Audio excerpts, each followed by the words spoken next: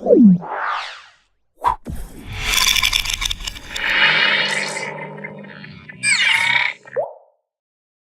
Hello నమస్తే, welcome back to our channel. ఈరోజు మనతో ఉన్నారు డాక్టర్ శ్రీ ఆచార్య అనంతకృష్ణ స్వామి గారు. గురువుగారితో మాట్లాడతాం. నమస్కారం గురుగారు. నమస్కారం. గురువుగారు, ఒక మనిషి ఏదైనా సాధించాలి అనుకున్న టైంలో తనకి వెంటనే వచ్చే ఫీలింగు ముందు భయం వస్తుంది అంట కదా. ఆ భయం ఒక లిమిటింగ్ బిలీఫ్ కింద మారిపోయి, అమ్మో నేను ఇది సాధించలేనేమో, అమ్మో ఈ డబ్బులు నాకు రావేమో, అమ్మో ఇది అని చెప్పేసి ఈ భయంతో వెంటనే నలిగిపోతుంటారు. ఆ నెగిటివ్ ఫీలింగ్స్లో వాళ్ళు చాలా ఇబ్బంది పడుతుంటారు. ఏం కూడా వాళ్ళు చేరుకోలేరు. ఇందులోంచి ఎలా బయటపడాలంటారు? విచిత్రం ఏంటంటే డబ్బు అనగానే అందరికి భయం వేస్తుంది. ఫస్ట్ ఏమవుతుందంటే డబ్బు అనగానే ఫస్ట్ సంతోషం అనిపిస్తుంది. ఆ తర్వాత డబ్బు పొందాలనుకున్నప్పుడు మాత్రం భయం వేస్తుంది. ఎందుకంటే చాలామంది విషయంలో జరిగేది ఏంటంటే, ఇప్పుడు నేను క్లాస్లో స్టూడెంట్స్కి అడుగుతాను, మీకు ఎంత డబ్బు కావాలని.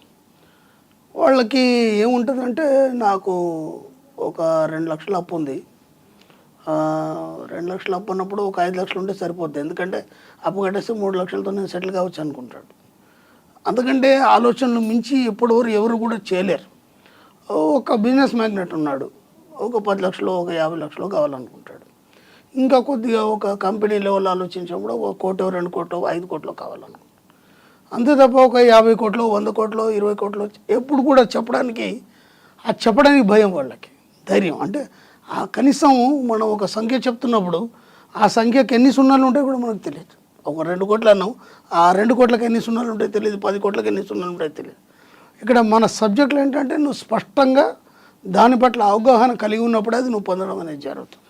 కాబట్టి భయం అనేది చాలామందిని పట్టి పీడిస్తుంది. 2, డబ్బు వస్తే మీరు ఏం చేస్తారు అని అన్నాం అనుకో, వాళ్ళ దగ్గర ఆన్సర్ ఉండదు. ఎప్పుడో దేవుడే కనిపించాడు, మీకు దర్శనం ఇచ్చాడు, ఉన్న పలంగా ఓ 10 కోట్లు ఇస్తాను, నువ్వు ఏం చేస్తావని దేవుడే క్వశ్చన్ వేసాడు మిమ్మల్ని. లేదంటే ఒక అతీత శక్తి మీకు క్వశ్చన్ వేసింది, నీ దగ్గర ఆన్సర్ ఉండదు. ఆ 10 కోట్లు ఏం చేస్తావు? ఎందుకంటే ఇప్పటి వరకు 10 కోట్లు నీ దగ్గర వస్తే నేను ఏం చేయాలనే ఆలోచన నీ దగ్గర లేదు. అంటే ఏనాడు కూడా ఒక 10 కోట్ల గురించి నువ్వు ఆలోచించలేదు. ఇప్పుడు ఉన్నప్పుడు నాకు క్వశ్చన్ వేసరికి ఏం చేయాలో నీకు అర్థం కాదు. కాబట్టి డబ్బు అంటే చాలామందికి భయం. ఆ భయం ద్వారా డబ్బును పొందలేకపోతున్నారు, డబ్బును సంపాదించలేకపోతున్నారు. కాబట్టి ముందు ఆ భయాన్ని తొలగించాలి.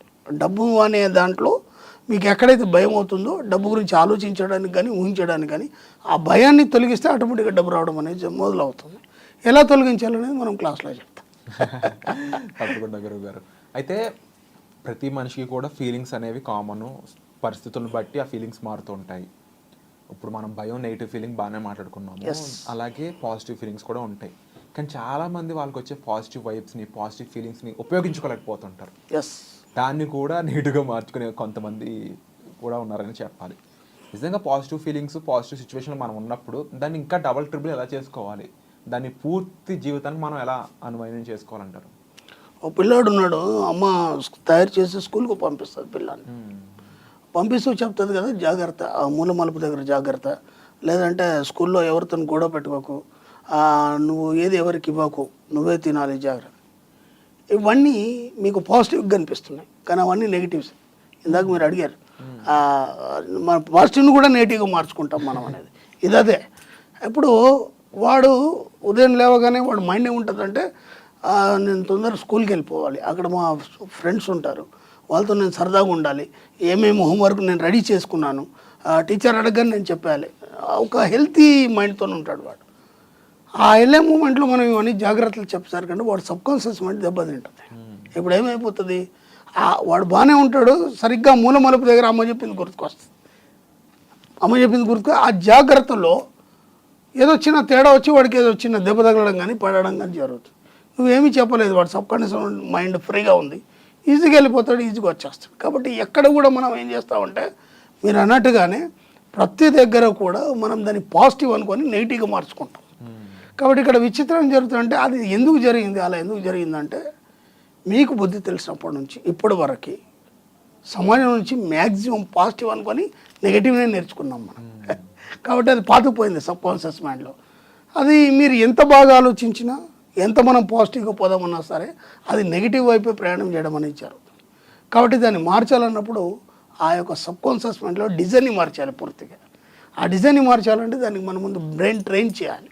ఆ బ్రెయిన్ డ్రైన్ ఎలా చేయాలి, సెల్ఫ్ హిప్నాసిస్ ఎలా చేసుకోవాలి, చేసుకొని మనం ఏది లేనిది కూడా ఉన్నట్టుగా మనం మెల్లిమెల్లిగా ఒక్కొక్కటిగా ప్రాక్టీస్ చేసుకున్నప్పుడు దాదాపు ఒక 40 డేస్లో మనం దాదాపు ఒక 50% రీచ్ కాగలుగుతాం.